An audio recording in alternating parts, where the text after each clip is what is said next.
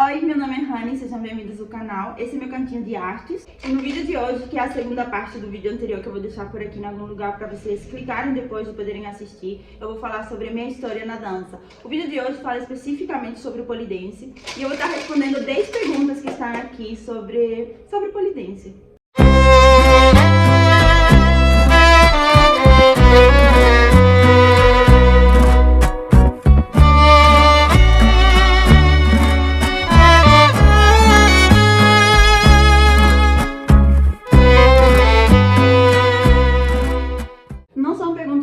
São perguntas que têm a ver com a minha trajetória, são perguntas que vão de certa forma responder como que tudo começou, como que eu cheguei até aqui, e são perguntas que vai fazer com que muitos de vocês talvez se identifiquem, e inclusive sobre isso eu quero saber aqui nos comentários o que mais mexeu com vocês, o que tem a ver com vocês, ou o que foi diferente talvez para vocês.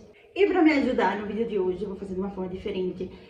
Quem vai escolher as perguntas vai ser o meu chuchu, que não quer aparecer, mas tá aqui. Ele vai escolher as perguntas e eu vou responder. Vai ficar mais ou menos como uma entrevista. E é isso. Vamos começar. Qual foi sua maior dificuldade para aprender? Então, sem dúvidas, a minha maior dificuldade foi o fato de que eu escorregava muito. E na hora que eu fui aprender polidense, no estúdio onde eu fui aprender, a metodologia era muito progressiva, ao ponto de não respeitar um pouco as limitações dos alunos. Então, eu tinha uma questão de que minhas mãos e meus pés, tenho até hoje, né? Meus pés suam muito, minhas mãos também, mas hoje um pouquinho menos. Mas na época, por exemplo, eu não conseguia fazer uma cadeirinha, que eu escorregava, eu não conseguia sair nem 1 centímetro do chão. A cadeirinha ainda eu acho que é mais difícil, né? Mas eu também não conseguia fazer, por exemplo, um compasso. O compasso você fica segurando na barra o tempo inteiro, a menos que você tire uma das mãos. E só de segurar na barra, eu saía com a perna para circular a barra de pole e minha mão ia escorregando. Daí acontece que no estúdio onde eu praticava, se você não passasse por uma determinada quantidade de passos, você não aprendia outros. Inclusive na aula tinha escrito no vidro, nos espelhos, o nome dos passos e você tinha que fazer eles para poder aprender outros. Então eu era uma pessoa que tinha força, eu tinha boa trava de pernas, de axila, enfim, qualquer lugar que não fosse as mãos. E eu conseguiria fazer outros passos que inclusive demandavam a mesma força, eram só travas diferentes, não faz diferença dentro da metodologia do pole. Mas se eu não fizesse aqueles primeiro, eu não conseguia evoluir. E acabou que eu parei de querer ter aulas com certos professores e eu comecei a filtrar quem seriam meus professores. E isso levantou a primeira questão minha no pole, de eu inicialmente achar que seria tudo uma maravilha e que todo professor seria acolhedor. E talvez era, mas o fato de ser muito rígido e de militarizar a educação dentro do pole, isso me afastou e me fez começar a escolher e começar a filtrar. Isso nos momentos onde eu podia escolher, porque tinha momentos em que eu saía do pole totalmente em frustração e onde eu dizia, não vou treinar mais porque isso não é pra mim. Eu sou uma pessoa que escorrega, como que eu vou praticar um esporte ou uma dança que demanda de você se segurar numa barra de aço polido? Isso não é pra mim definitivamente, eu vou fazer outra coisa. E minha maior dificuldade era essa rigidez dentro da metodologia do polidense, que eu não sei se ainda existe em alguns lugares, mas como eu comecei a filtrar e como hoje em dia eu tenho minha própria metodologia e eu me inspiro muito nos meus professores, hoje em dia eu sei que existem muitos lugares que não aplicam a metodologia desse jeito e as aulas são maravilhosas. Mas na época, pra mim, o mundo do pole era aquilo e eu fiquei muito frustrada em algumas questões. Eu escrevi as perguntas com a ajuda do chuchu, obviamente. E eu não me lembro de nenhuma pergunta, eu tô nervosa. Qual foi o momento mais feliz que o pole te proporcionou? Que legal, que bacana! O pole ele me proporcionou muitos momentos felizes. O primeiro momento foi o dia que eu passei por algum lugar em Tocantins, em Palmas, numa avenida, eu vi um cartaz de uma mulher fazendo um Alegra e eu falei, eu quero fazer aquilo. Naquele momento eu fui muito feliz. Eu tinha um propósito de vida. Eu tinha uma meta, fazer o Alegra.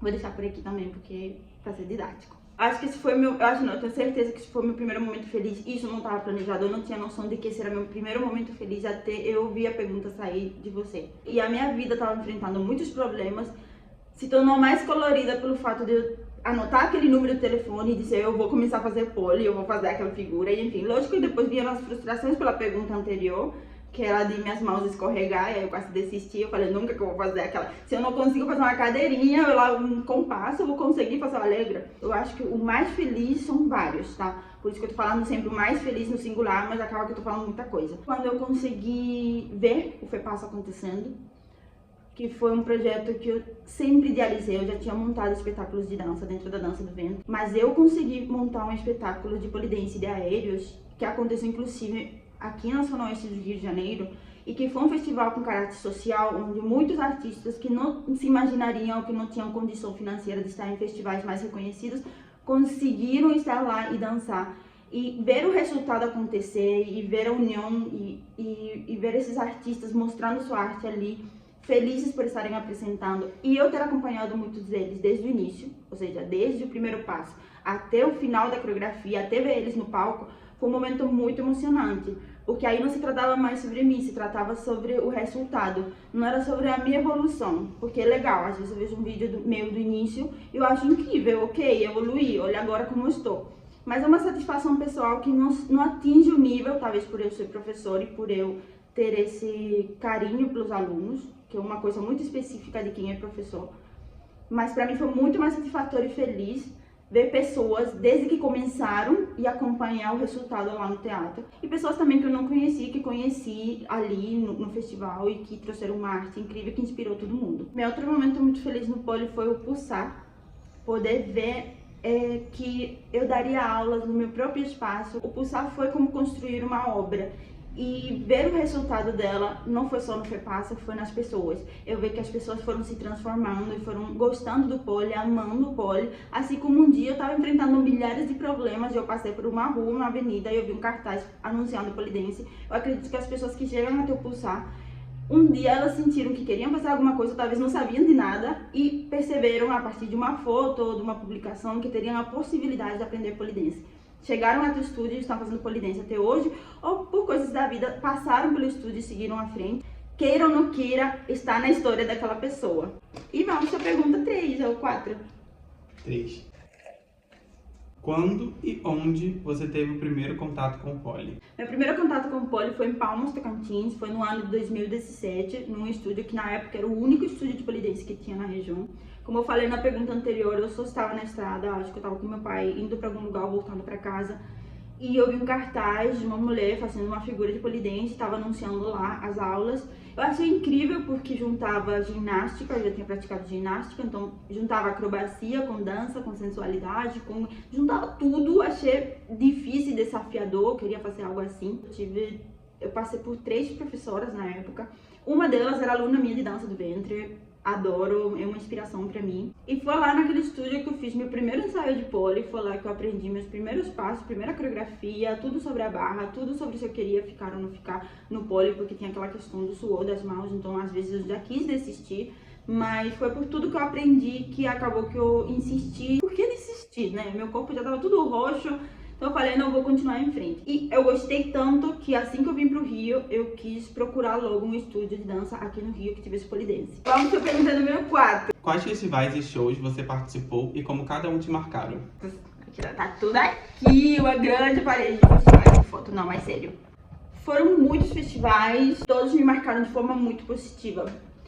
Eu não me lembro do primeiro, inclusive eu quero deixar isso claro, porque eu tinha acabado de chegar no Rio de Janeiro, eu era muito baby pole, inclusive a minha professora que me preparou foi a Natália Leal. Eu dancei sapequinha, acho que eu não estava pronto pra ir pro palco, mas quando a gente vai estar pronto, sabe? Eu acho que eu tinha coragem pra misturar tudo. Foi uma experiência incrível e apesar de eu ter odiado o jeito como eu dancei, porque a coreografia foi maravilhosa, eu fui preparado por uma professora que eu admiro demais, é minha inspiração, minha professora até hoje. Mas a minha execução não me deixou totalmente feliz, mas eu também não tô feliz com isso, porque foi minha primeira dança e que bom que foi ali, pra quando eu fosse no meu próximo festival, não fosse o próximo primeiro. Que bom que eu passei por ali pra poder chegar no Rio Polifest. Dali pra cá, eu fui em vários festivais, fui no Resenha Carioca, fui no Lagos.